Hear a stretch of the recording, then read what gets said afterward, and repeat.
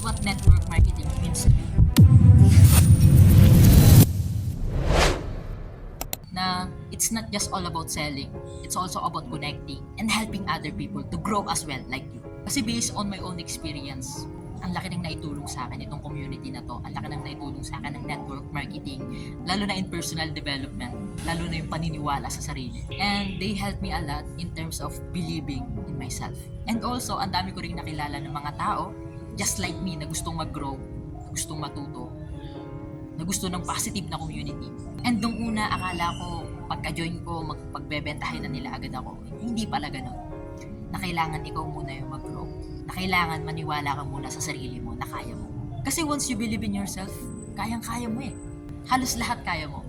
Lalo na if you have this kind of community and mentor na tutulong sa'yo na mas maniwala ka pa sa sarili mo. And community na magpupush sa'yo para mas maniwala pa sa sarili mo.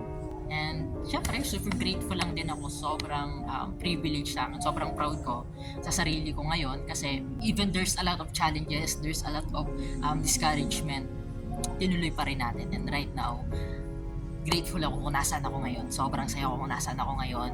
And sobrang pasasalamat ko because nakilala ko tong community na to, nakilala ko si Sir MJ Lopez, nakilala ko si Worldwide Entrepreneurs. Kaya kung ikaw, naghahanap ka ng community, kaya kung ikaw naghahanap ka ng mentor na makakatulong sa'yo, baka ito na yung hinahanap mo.